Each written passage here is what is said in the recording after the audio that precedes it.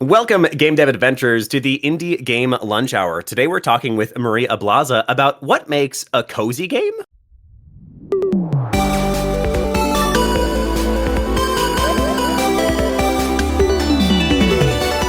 The Indie Game Lunch Hour. I just love that intro. Welcome, everybody, to the Indie Game Lunch Hour. In our live magical podcast, we give game developers the chance to hear stories of breaking in from industry experts, as well as directly ask them questions about their areas of expertise in the second half of each episode.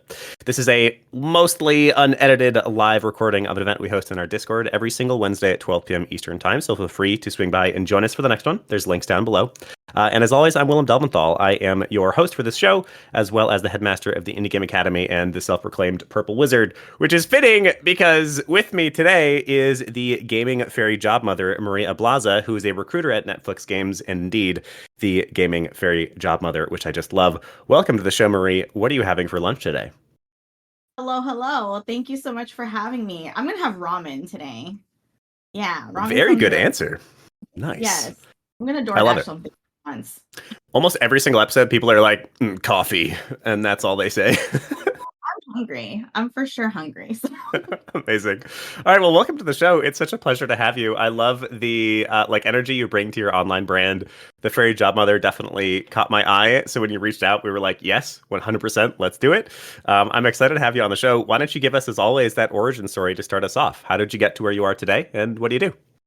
Yeah, thank you. Yeah, thank you so much for having me here. I'm super excited to finally meet you. I feel like we've just been running in the same circles, like I'm like, who is this wizard and why have I not met him? I'm glad that we're here.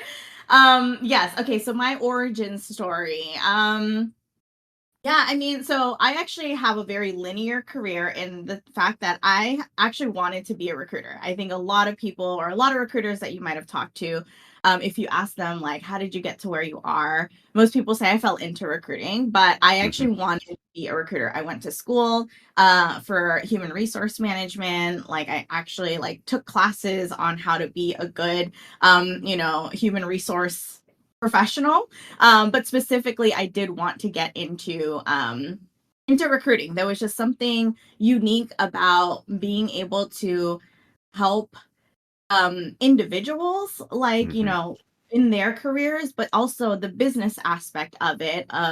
You're helping companies and businesses grow through their talent and their workforce. So I went to school for that, like I said, and then I went to my first job was actually entertainment adjacent. I actually really wanted to be in the entertainment industry, but I started entertainment adjacent. So I was at Dolby. And if anybody knows what Dolby is now, you probably could turn on a Netflix show right now. And in that top right-hand corner, it says Dolby Atmos. I actually started at Dolby when they were just figuring out that technology. And it's so cool to see it now full circle, turning on my Netflix, seeing Dolby Atmos, like, oh my gosh, I was there as an intern when that technology was just being developed. But I love that it was entertainment adjacent, because obviously now movies, video games, they're all using, or mostly using, Dolby sound technology. They're in your phones now. And so I really love that it was entertainment adjacent. So that was kind of my first foray in just making connections and networking, within that industry. After leaving Dolby, my next step was going to Lucasfilm. And so, yes, I'm a huge Star Wars fan, as you can see. I got to work at Lucasfilm, at actually the revival of the Star Wars franchise. So I started when Force Awakens came out. So it was really, really cool to be a huge Star Wars fan and being able to come in when, episode 7 was coming out. And it was really, really fun there. And again, I was all in recruitment in these areas. So both at Dolby and at Lucasfilm. And, because Lucasfilm was already bought by Disney, right? That also opened up an opportunity for me to, network my way through Disney, because that was really my dream job. I was like, I want to work at Disney. I want to work in this entertainment company. That's the goal. So having worked at Disney, because it was part of Lucasfilm, or Lucasfilm was part of Disney, it was really cool to have that experience. And then after after Lucasfilm was my first real like job in an actual game studio. So I worked at Ubisoft right after Lucasfilm. Um, and that was really fun because obviously, like, I've always been a fan of Assassin's Creed and I love Just Dance. And so, like, really being able to, like, be part of the studios that, like, hey, like, those are games that I grew up with. And those are, like, obviously super well known franchises. So it was really cool to work there. And so, yeah, so was able to transition. And that was, like, my first foray into, like, games. And that was my first, yeah, like just my first time like realizing that I really wanted to like be in games. Because again, I was like more of like I want to be in entertainment, and so I was fine with like film, animation, media, all of that. But Ubisoft was really the one that like locked it in for me of like, okay, I want to be in games. Like that's where I really want to be.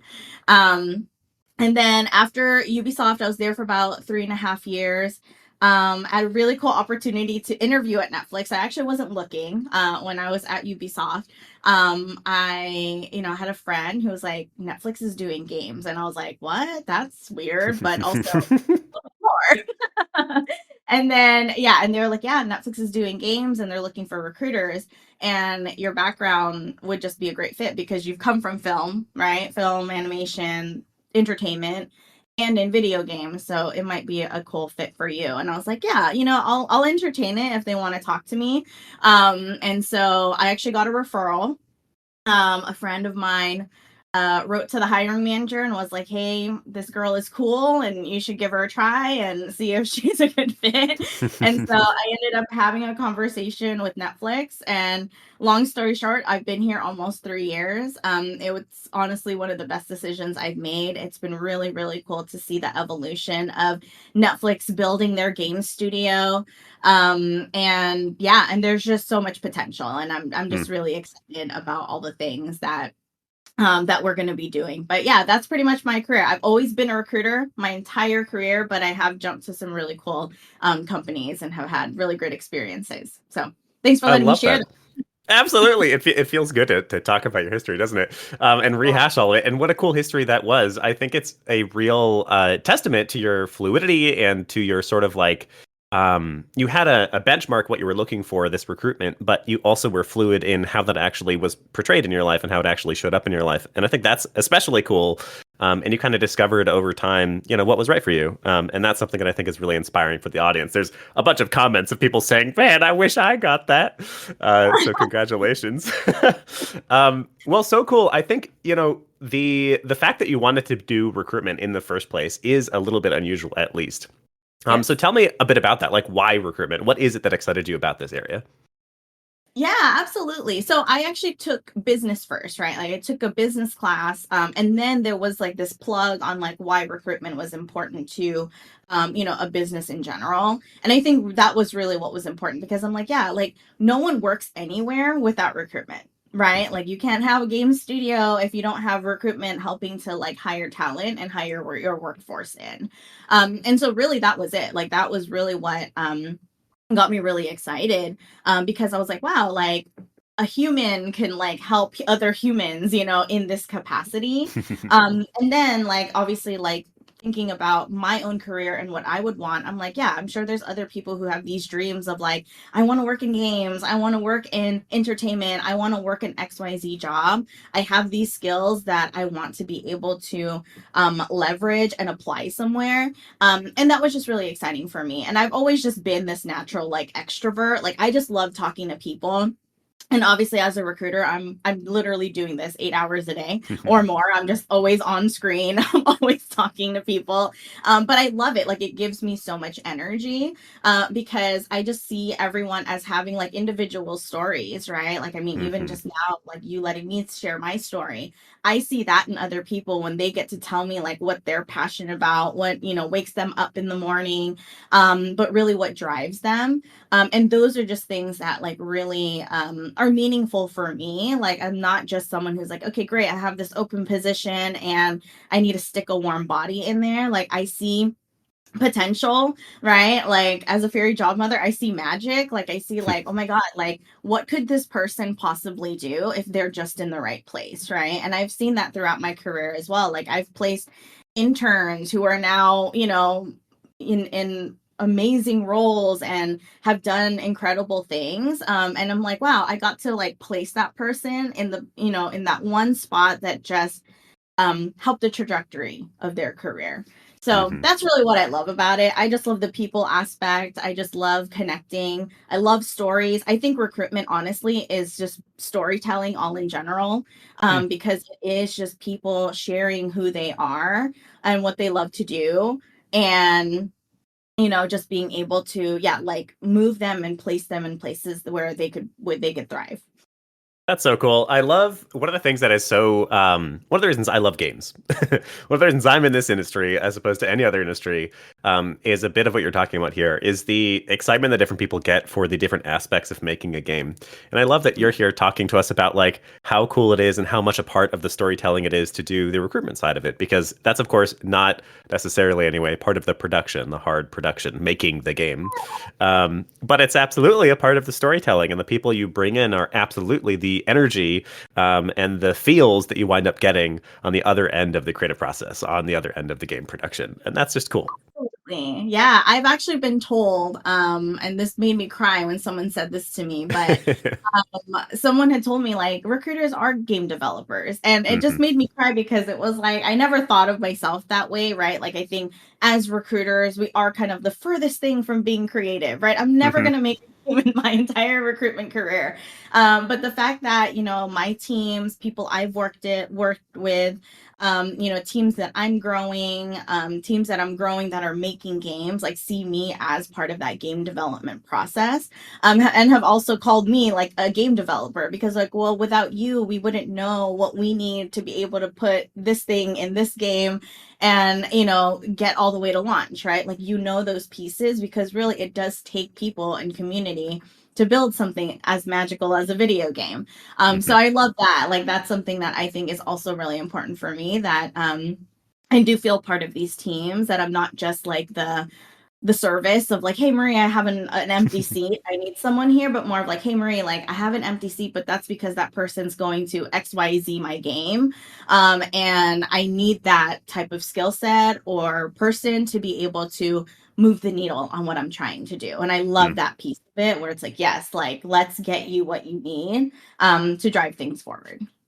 Beautiful. I let me definitively say, if you contribute in any way whatsoever to the development of a game, including hiring the professionals that build that game, you are a game developer. We had a whole big long debate about this a couple of years ago when we first started this school. And if you contribute to game development in any capacity, you're a game developer. Saying a recruiter is not a game developer is like saying a producer is not a game developer. Like that's ridiculous. We're all game developers. Don't gatekeep. My goodness. All right, done with rant. I love so much of what you're talking about is why I love teaching, and it's how I fell into teaching. I've been a part of education my entire life. My parents were both teachers. They actually were acting teachers, and I wound up getting into teaching sort of bit by bit over time. But that moment that you describe of like finding the perfect person for a team, I get that moment. I get that excitement when I see somebody first like unlock the magic of game development. When they first make something that's really theirs and that really like blows them away with what they're able to do, is just incredible and is is its own drug. And I'll never stop seeking it. And I love to be able to uplift people in that way. So I can totally understand what you're saying. I love that. Yes. All right. So, funnily enough, you didn't tell us that the topic you wanted to talk about was recruitment. Thank you for giving us a couple minutes on it. But you Yeah. said you wanted to talk about cozy games and what makes a cozy game. So, first of all, tell me why. And then, second of all, give me the cozy game 101, please. Yes, absolutely. So I've always been a cozy game player. I love cozy games, your Stardew Valleys, your Animal Crossings, your Spirit Fairs, your Cozy Groves.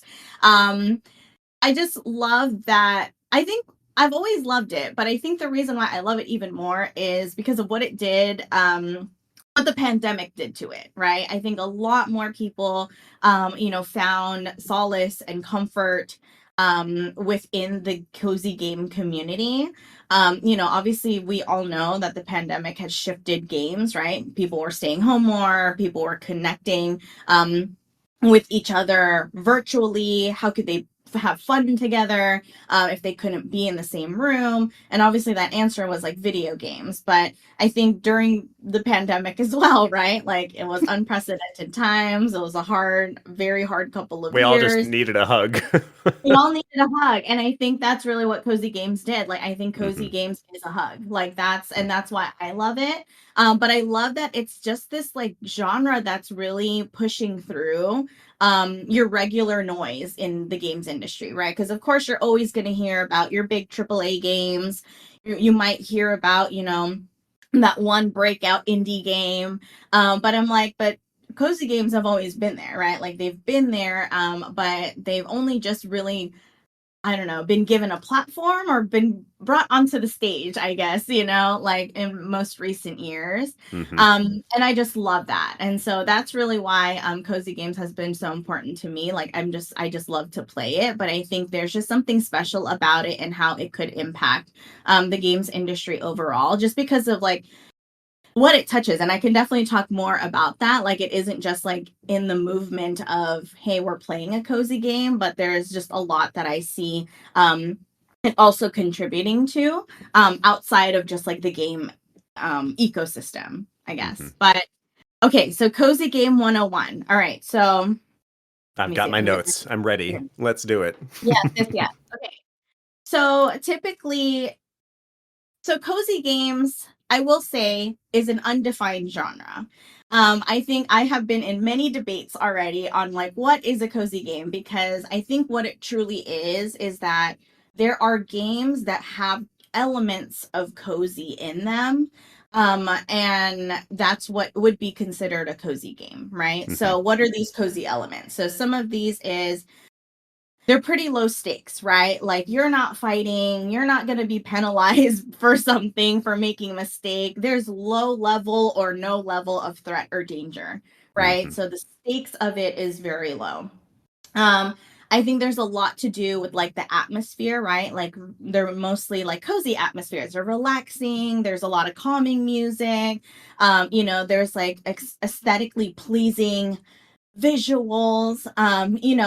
It's cute, right? So I think it's a lot of the atmosphere contributes to it.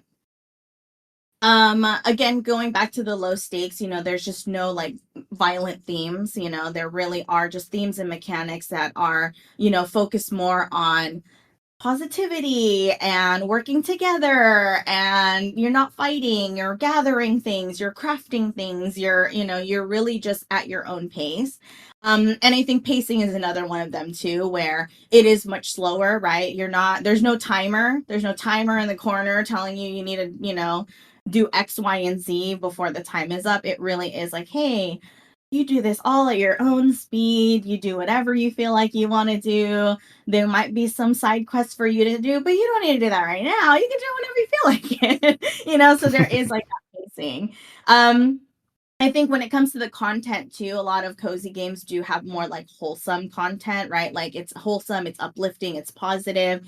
It's more about, again, like friends, or there's like farming elements or crafting elements. The story is really about like, oh, this is going to make me really happy at the end of the day. Like, I love this character. I love what I'm hearing and doing. Like, it just gives me a good time, and I just feel good and comforted at the end of it. Sometimes the content could still be heavy, but, there are elements of it that still are, I guess, the more like heartwarming, right? Like Spiritfarer is one of my favorite games.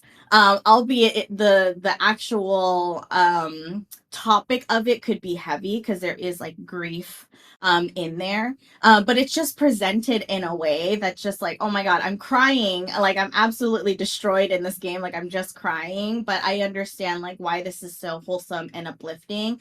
And honestly, Spiritfarer has helped me through some like hard times in my life. And so I think there are elements there as well.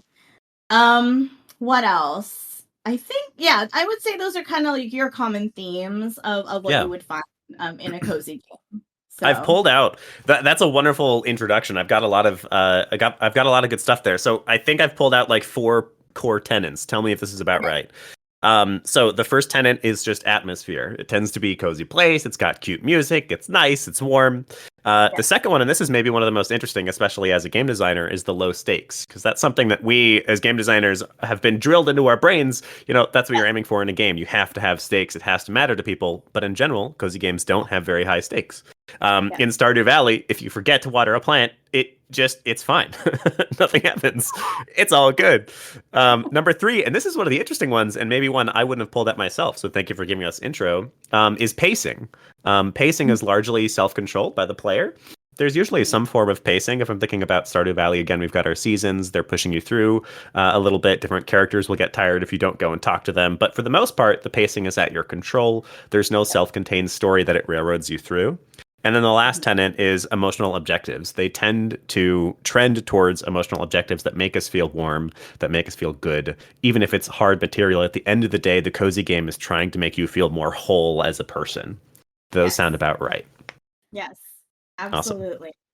Awesome. Yeah. And one more thing on the low stakes part, like there's still like obviously like rewards, right? Like there are still elements of, a reward system, when it comes to cozy games, but getting there isn't overly demanding, right? It's not like you need to get this badge, like it's not in your face. It's more of like this badge is waiting for you whenever you would like to achieve it, right? And so like the low stakes still contribute to, again, like someone's motivation to still want to progress and get rewarded for something. But again, like but the pacing, right? Like all of these things kind of like merge together where it's like low stakes, there's still rewards, but your pace to get it is up to you. I love that. So here's a big question for you. What is the future of cozy games? We had one student team in the last cohort. Their main argument for their game, they built a game called Animal Tracker, and you can essentially picture it as Pokemon Snap with their own characters. They're like cute little T-Rexes and stuff. And it's a 3D platformer. So unlike Pokemon Snap, where you're railroaded, you can actually explore this world and you're trying to get pictures and there's little objectives and cuteness. And their main argument was all the cozy games are farming sims. We're going to make a cozy game that isn't a farming sim. So what are some of the trends or the future of cozy games that you see coming for us? Yeah, absolutely. I definitely am on the same track. I think, yeah, when you think about most cozy games right now, yeah, there are farming elements, crafting elements. There's a little bit of a grind to it, right? Like I will say there is such thing as cozy grind where it's like, yes, I will create this, this thing a million times over and over and over again. And let me go to this tree to get this, the materials for it. And you just kind of go back and forth. But I agree. Like, I feel like there is so much more we could do with cozy, beyond just like that farming, but beyond just like that cozy grind of like doing something over and over again. But I think what it is really defining it, right? Like, I think that's my first thing is that I would love for the cozy genre to actually be a genre, right? Like, I think some like there's only elements, right? Like I mentioned, there's elements that make things cozy, but the genre itself isn't actually defined. And as I mentioned earlier in the beginning, I'm like, I have debated people on like what is and what isn't cozy, but I'm also very self-aware that it isn't quite a defined genre yet. So I would love if there is some kind of, definition for this, because if there is a definition, then we can see more games that do thrive around those elements. But we can also figure out what are other mechanics that could work, right? And so I think, yeah, like, is it beyond the farming? Is it beyond, if it's not in the farming, like, is it going to be more so in the stories, right? Like, is it more the storytelling pieces? Is it that wholesome content that we want to go into that makes something cozy, right? When you think about like narratives, like, is it in the narrative? Is it in in more of those themes? When you say non-violent themes, that can mean a lot of things. So like, what are other non-violent themes that cozy games might have not touched on, right? I think we've pretty much like squeezed a lot of juice out of like friendship and like farming and getting together. But yeah, like in this game that you mentioned, like, what other mechanics could we have that could still be fun, but again, still have its low stakes? So yeah, so I think those are the things that I would love to see is like getting more of a defined definition. Moving forward, just beyond your typical like farming or simulations. And anchoring to something that could really be meaningful for a lot of people, because cozy again is very subjective, which is why it doesn't have a definition. But when you have so much of that subjectivity, I feel like there's potential, right? Like you could really tap into like what could that actually look like. So Yeah, that's really interesting. I think in general, cozy games tend to touch on extremely human themes. Like we play so many games that are about like think of your Gods of Wars or your Gears of War or whatever. It's very much about like these big grand moments that can't possibly be real, that you're experiencing a player fantasy that you couldn't possibly experience in real life. And that's true of some cozy games, but they tend to be far more human. They tend to be far lower stakes, like we were talking about. But as a result, they tend to be much more like connective. Like, oh, Animal Crossing's entire theme is about moving to a new town and trying to make friends and I guess pay off debt. That's very relatable. And somehow that's comforting in its own way. totally. I've got an interesting question for you. So, I just randomly thought of the Chow Garden in Sonic Adventure 2 Battle. Is that a cozy game? Are you familiar with that? This direction because I was just going to make a comment on the last thing you said. But the subjectivity of cozy games and why this is so hard to define is because it is subjective to each person, right? So in that exact example or question, it could, because it depends on who's playing, right? I have friends who say Call of Duty is cozy for them. And I look at that and I'm like, Interesting. How would you say that? But for them, they're like, well, at the end of the day, I can sit down with it and I just find it relaxing to be in that environment. And it's relaxing to me that I could just turn off and just enjoy my time in this game. And so I asked them, well, obviously it's not a cozy game, but let's dig deeper. Like, what are the elements in there that make it cozy for you? And, it really is like, well, I've been playing, Call of Duty for a long time, that I just understand and know the mechanic that it's no longer high stakes for me. I can get in there and I know there's not that much pressure. Right. So like talking about our themes, like, okay, like maybe the stakes have changed. Pacing, right? Like for them, it's like, I just get in there and I'm not like, I need to go and do all of these things today. It's like, I get on after a hard day of work and I just go in there and I just do whatever I feel like I want to do, but it's also at my pace and a pace that is comfortable for me. So I think that's why it's really hard to define, because I think there's also that piece of it of like, it may not be a cozy element like what we drafted today, but it could just be that person's definition of what they find as cozy or relaxing. Right. So then mine is, your Stardew Valleys, where it's like, I don't have to do anything but just like keep my town, upkept and I'm good. While another person might find like, like I can go into Call of Duty and that just makes me feel good at the end of the day.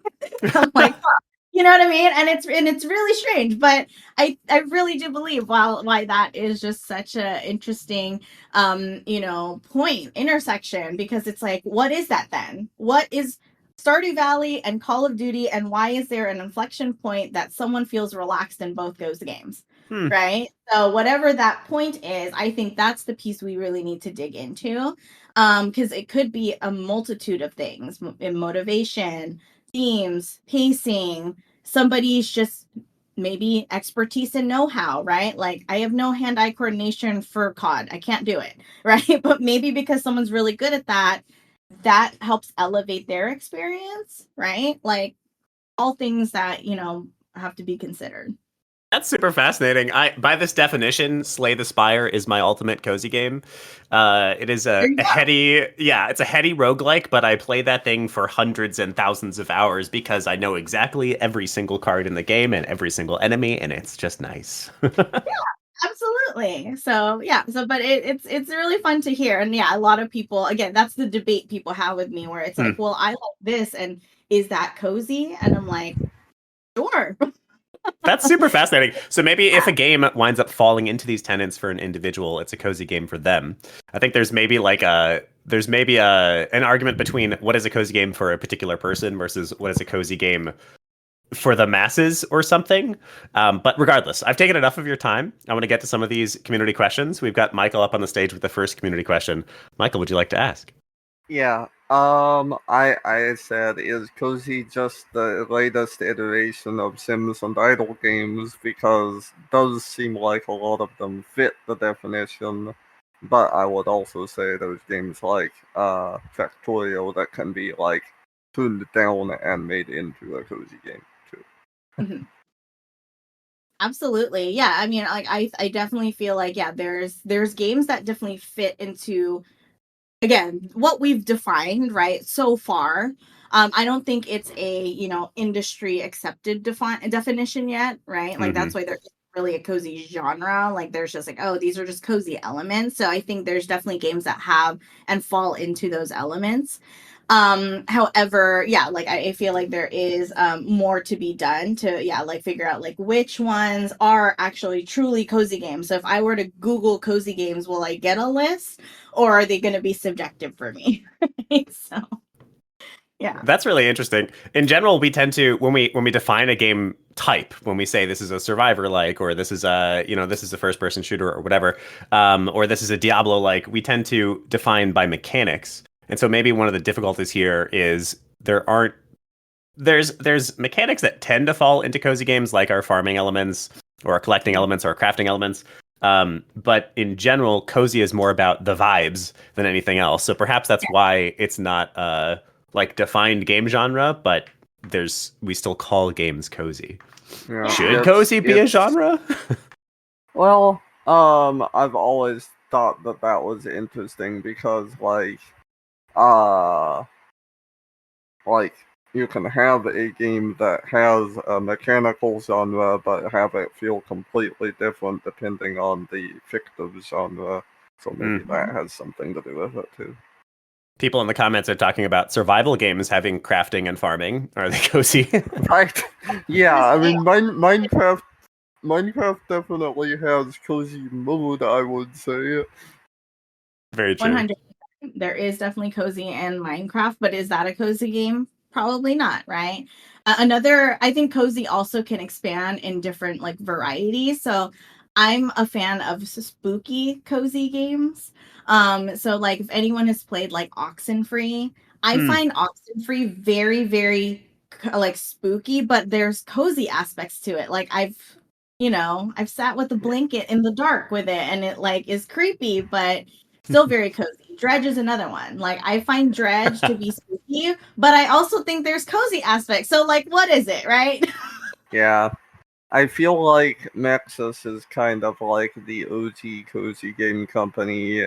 Like, even though there were always like disaster modes in the old sim games, you could always turn them off, and you you don't have to deal like with like Sims is interesting because it's like very cozy, but still has some stakes.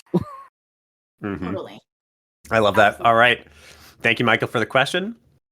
We've got Rick on the stage. Also, you say you you have a blanket for Oxenfree, you get all cuddly. Maybe that's the actual definition. If I'm compelled to like get cozied up with a blanket and a onesie when I play this game, maybe it's cozy. All right, Rick, would you like to ask your deeply philosophical question?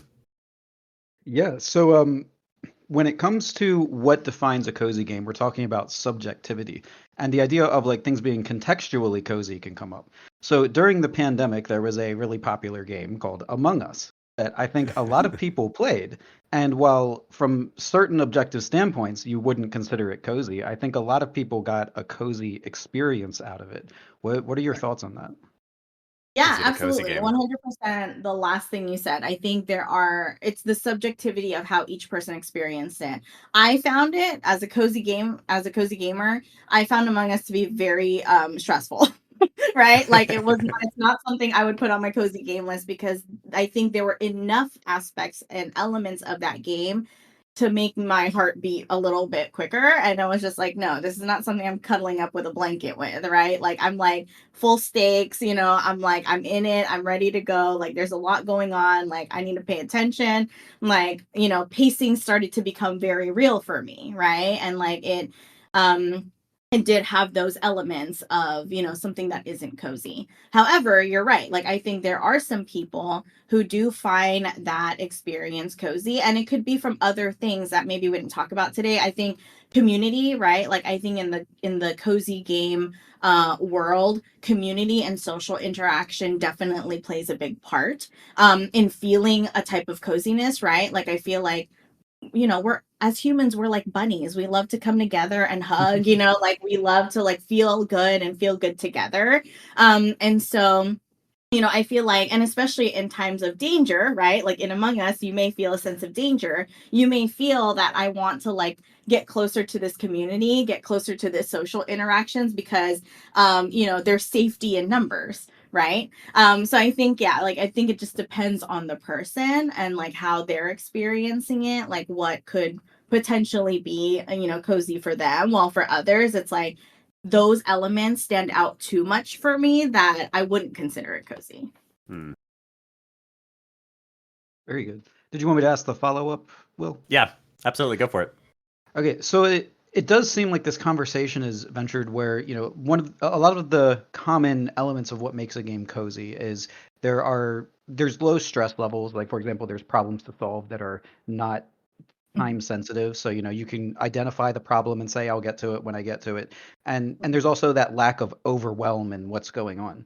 But I've also noticed that there seems to be a trend where a lot of people will now be playing games that they have played forever, the nostalgic game movement, where people have those 2 or 3 games that they keep going back to despite having Slay the full Spire. Steam libraries.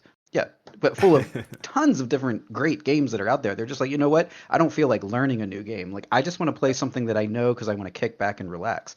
So Yep. games like Call of Duty, games like certain mass multiplayer games, games like certain fighting games, like they can become that same low overwhelm, low stress kind of game simply because of familiarity with it. What are your Yes, thoughts on that from a cozy perspective?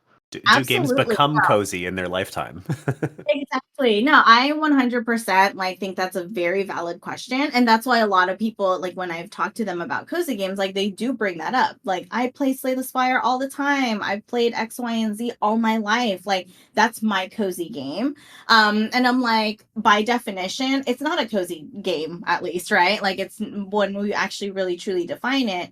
There are elements in it that aren't cozy, but it's cozy to you because, yeah, there are things that are outside of the game that impact it. Familiarity, right? Like having, like I said earlier, like skills and expertise, right? Like if someone has played COD all their life, they probably can play it with their eyes closed, right? Like they're just like, I just know this. I know the landscape. I know how to do everything. I don't need to read, you know, the tutorial anymore. Like I already know all of this stuff. So I think those absolutely do play into what someone might consider cozy, but when we actually look at the, you know, go back to the genre and the definition, it's not. And I think that's really what I'm hoping we'll be able to do in the cozy movement is let's actually define it, right? Like let's actually define what is a cozy game.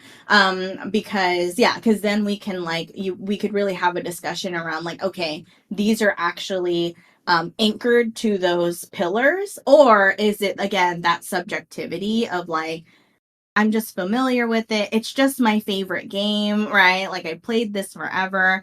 And that's just how I feel about it, right? So Yeah, it's a so great like question. where a game will end up in your psyche that makes it cozy, distill it to those design principles that you have ended up at, and how do you build a game that gets people to that point readily? 100%. Yeah, I absolutely think like, yeah, like how do we, again, earlier I said like, how do we actually get to that point, right? Like cozy game or like Call of Duty and Stardew Valley. There's something there. How do we go deep there? What is that mechanic? What is that definition? What is that thing? And then once we know what that thing is, then it's like, okay, now we surface it in a way of like, and then how do we build a game and actually build design around that? So. Amazing. Thank you, Rick, for the questions. Now I'm imagining like a graph of a game's lifetime and at what point they fall into the cozy category. I love it. All right, so it is time for the question of the day, where we ask the audience to reiterate one of the most important things we learned from Marie here. And the first person to get it correct gets 3 House Cup points. So here's my question. You probably can guess it. What are at least 3 of the cozy game tenets? What makes something cozy? Put it in the comments. And if you're listening, speak it out loud for us, because that'll help you remember it better. I'm going to call Major Bacon up on stage for the next question. We make it cozy, Willem, says Haley. That is incorrect. Amazing. Let's see. We will do the next question. I'll call it out when and if somebody gets the answer correctly. Rick says controlled fire is also incorrect. Major Bacon gets it. Well done, Major Bacon. Pacing, atmosphere, and vibes. Although I would say atmosphere and vibes mostly fall into the same category. The tenets that we at least described were atmosphere, low stakes, pacing, emotional, objective. And then also from this last conversation, I feel like there's like subjectively calming, or maybe a better version of those words or something. Like it doesn't quite matter as long as it makes you feel good at the end of the day and is comfortable and easy, then it's a cozy game. Love it. All right. Major Bacon, would you like to ask the last cozy question of the day? Sure, yeah, I'd love to. But is it okay if I start with a bit of a understanding of what my interpretation of it is? Sure. Yeah. Keep it brief for us, but So, yes. yes. Like when you specified that Slay the Spire was one of those games for you, like I completely related to that, and I feel like what got me into this zone of this cozy, the feeling of being cozy, is the game series Kingdom. If anyone knows about that, it's Kingdom, Kingdom Classic, Kingdom Newlands, and now Kingdom. I think the 80s or something like that. But the one that I'm really like, the reason why I feel that game hits the nail on the coziness is so good is because it has because it controls the pace of you being in a flow state. Like the daytime is really fun, really chill vibes, and then the night it gets high octane. Like, oh my god, it's so crazy. Exactly, the Two Crowns one is really fun, and I think that that game design for me is effective as a cozy thing. But what do you think is the best design that can grab not just players, but also like people who are just coming off of work and just want a little chill session, just like really want to turn their brain off and just do something right there, something of a game design that doesn't just have broad appeal, but it also has like a strict loop that makes you want to come back for it again. Absolutely. I'd love to hear your answer to this one as well. But I think for me, like, okay, so there's a game called Cozy Grove. And Cozy Grove has is built in a way where what do they call it? Like you have sweet moments during the day, right? Like it is not a game that you could that you would play for like 8 hours straight. They're more like check-ins, right? And I love that because like, there's elements of that I'm like, yeah, like I just don't have time in the day to do an 8-hour game or spend hours on a game. If I do have a moment right after the workday, like, yeah, I want to be able to jump into something that, still has those elements of like low stakes, pacing, a chill environment, but I still want to be rewarded for something, right? Because I think really like there's still that aspect in any type of game of motivation, right? Like someone still has to be motivated to open that game and like finish it off in whatever way that's meaningful for them. And so, yeah, so for me, like, why I love Cozy Grove is that it's like I could literally have like these bite-sized moments. And it's fulfilling enough for me to be like, that's all I needed for the day. So I don't know what mechanic that is. Again, not a game designer, but there's something about that that's like, yay, like I'm glad that I can go into it, do the quest or the task at hand, still progress in the game, but still be rewarded. And then I'm like, yay, I can't wait to get back to this tomorrow. Right. And like still have that like engagement, right? Like, how do we want someone to keep coming back to something? So I think there's some aspects there, in terms of, yeah, just like the motivation, the pacing, and then, yeah, like still being able to give something to someone where it feels satisfying. Yeah, I think that's really interesting. I think it's an interesting question to say, like, what are the specific game loops? I don't know. There are specific mechanics that tend to fall into cozy games: the craftings, the collectings, the farmings. But I think what I would answer to that question with is looking at an engagement curve. Our like classic engagement curve, where we're seeking mastery of our game, is a trend line going up and to the right, and it looks like sort of a sine curve, and it goes between anxiety and boredom. We have peaks where everything is intense and is like, oh my god, I'm fighting a boss, and then we have drops where we're like, oh, now we're in a safe room and we can relax. I think the actual mechanics don't quite matter, and that's part of why cozy games are hard to define. And instead, and the game loop doesn't quite matter. Instead, I think my hypothesis as a designer would be it's that curve. And the curve spends relatively little time in anxiety and instead a hell of a lot more time in air quotes boredom. That's sort of the classic two terms people use, but I think boredom is inefficient, an inefficient definition. It's more like the stakes just aren't as intense, and we tend to spend a lot more time in those feels like the safe room in Left 4 Dead or something, where we are safe, we're okay, and the stress is much more self-directed. Like the way my sister plays The Sims is very like, I feel like taking over this whole town with the descendants of a single family because it's funny. Like, and so the stakes are entirely self-directed. They're entirely just like whatever the heck, they feel like making. That would be my definition. I think it's about that engagement curve. I think it's about spending less time in anxiety and more time in air quotes boredom. That'd be my guess. Yeah, I'm just gonna add, like, it's not a cozy game, but obviously people say that it's cozy for them. But something like Candy Crush, and Mm. I totally know what you mean about the whole engagement. Why are there people who've been playing this for like 10 plus years and like have not fallen off of it, right? And I think what you said too, like, yeah, like there's something about like, is it that boredom, right? Like, what stakes does that game still have? But keeps people coming back every day, right? Because Mm. I have friends who are like, yeah, I play Candy Crush all the time. But I'm like, but what is it? And they're like, well, I think it's cozy. And it's like, it's not really a cozy game because like it doesn't have some of those elements, but does it? So again, going back to the big question mark, I'm like, what is a cozy game? Yeah, it's a big scary it's a big question, I guess. All right, we're gonna stop talking about cozy for just a second because we've got two questions from the audience about recruiting that I'd love to ask before we say Oh, yeah. goodbye. I think those are the last two. So Major Bacon, would you actually like to proceed with your recruitment question? Major Yeah, Bacon. sure thing. Okay, great. Yep. Am I audible? Yes, you are. Hello? Hello. Okay. Yes. So, yeah. So the question that I had was regarding like international candidates and recruiting when it comes to that specific area.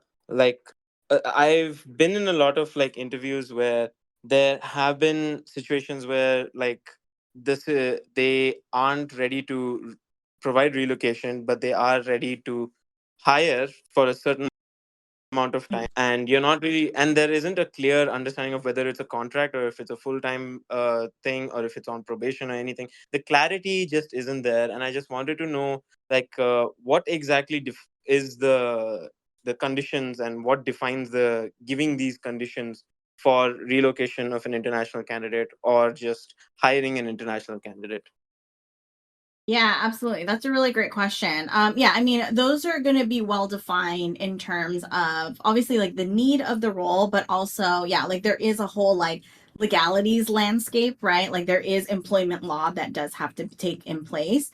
And so those are things that, recruiters and HR will walk through hiring managers on like, hey, if you want to hire in this location or hire in this particular way, here's just your cheat sheet and your guide on like these are things you have to keep in mind if you are going to hire outside of our norm, right? So if it is going to be an international candidate or an international role, like do you know all of these parameters?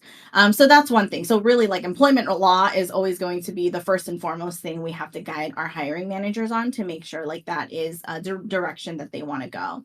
I will say for you though, if you are unsure about some of these parameters, please ask, right? Like, you shouldn't have to come out of these conversations and like, I don't know if it's a contract, I don't know if it's this, I don't know if it's that. Like, do yourself your favor and like ask them why it's not well defined, because that could be telling of other things, right? Like, not to Mhm. throw anyone under the bus, but if that's not well defined, that's probably not something you want to get yourself into, because those things, again, like, law is the utmost thing we have to think about even when we're hiring. So making sure that those things are clearly stated and well defined for you before you proceed is super important. So that would be my answer for that one. Yeah, Thanks. I want to tack onto that, Major Bacon. And this is for everybody. Remember that whenever you're in a job interview, this is very hard to like believe or take into account during this time period because you get so few interviews right now. But remember that every job interview is you assessing them as well as them assessing you, and it's really important to go into interviews with that vibe, with that feeling, because if you're getting a sense that these people like are unwilling or perhaps just like incompetent or something and haven't been able to tell you what the hell this role is, I would not work there. And I know that that's really hard to take when jobs are so scarce right now, but it's really true. Like, you just don't want to work for somebody who like can't freaking tell you if it's a contract or employment role. Like, that's ridiculous. Yep, 100%. All right. That clarifies a lot. Thanks, guys. Awesome. Thanks for Absolutely. Oh, thank you, Major Bacon. Didn't mean to cut you off there.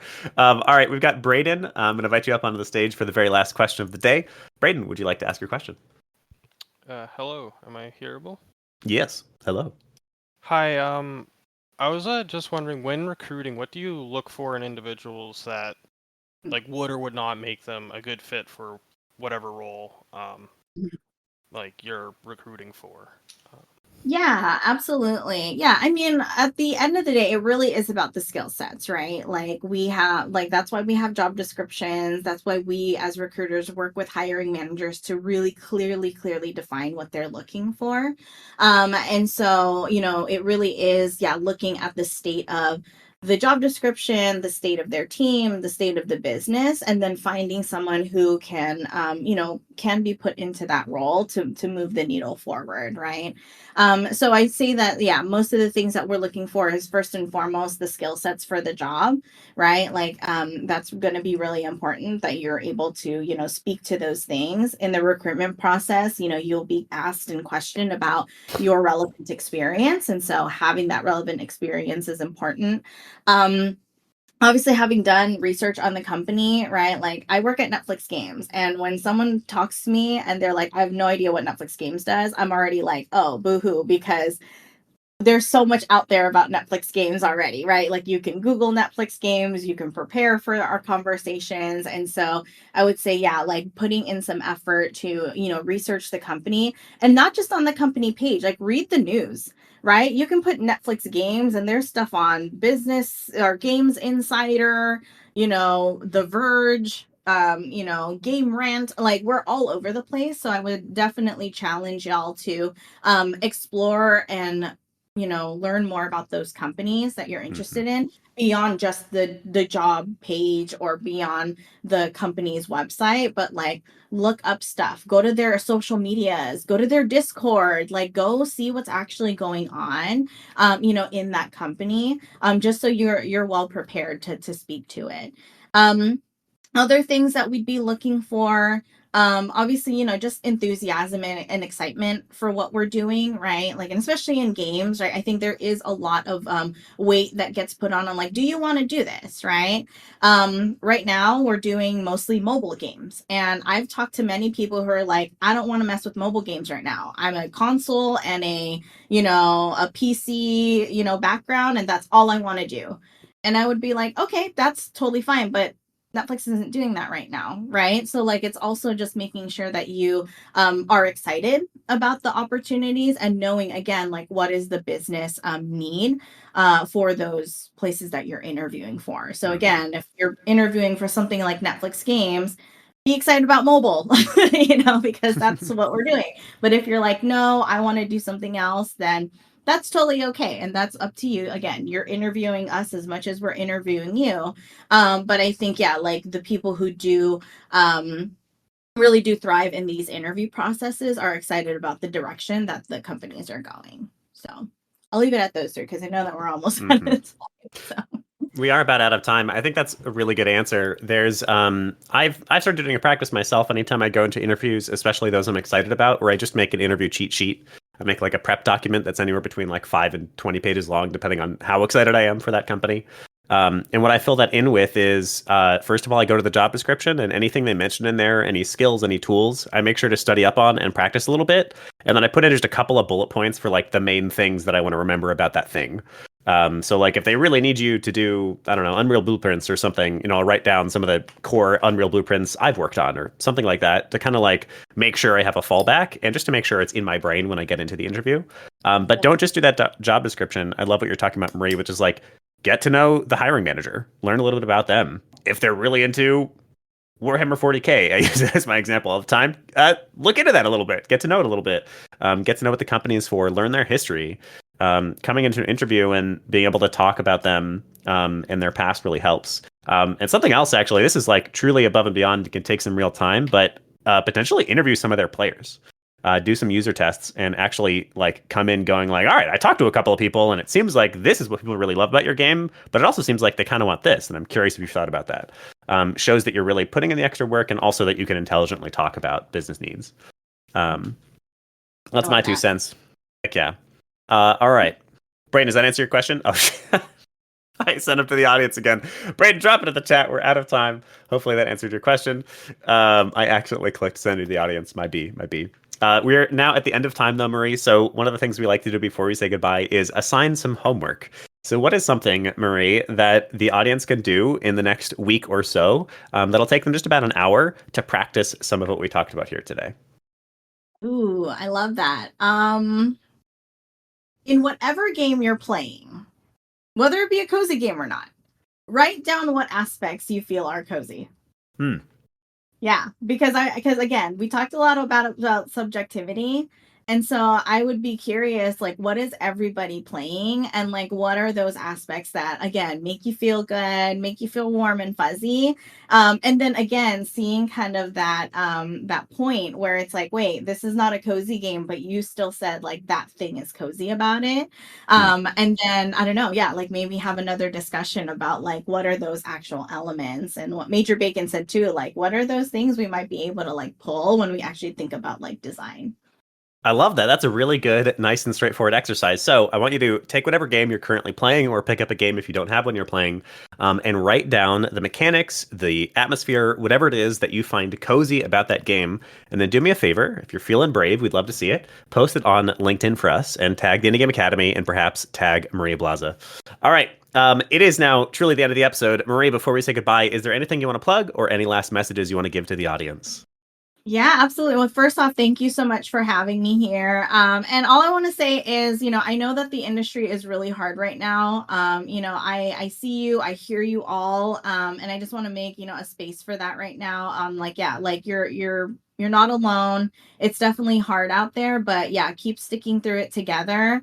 And I think we're gonna definitely hit a place of positivity, I think, but I do want to acknowledge that times are hard right now, so Love that. sending my magic. Absolutely. I love that. Sending my magic as well. It's important to recognize the crappy stuff, but let that galvanize you, become a better, more powerful person as a result. Industry's rough, but it'll get better. And also, the nice thing about rough times is that tends to be when new winners come out. So do your best to view this all as an opportunity. And despite the fact that stuff can suck and you might not get the interviews you want, keep at it. You got it. We believe in you. All right. That is truly the end of the episode. Thank you so much, Maria Blaza, for being here. It's been a fantastic chat. I feel like we learned some great stuff about recruitment as well as cozy games. Awesome. Well, thank you so much. Have a good day, everybody. Goodbye, everybody. Take care. We'll see you again next week, 12 p.m. Eastern Time in the Discord. Adios.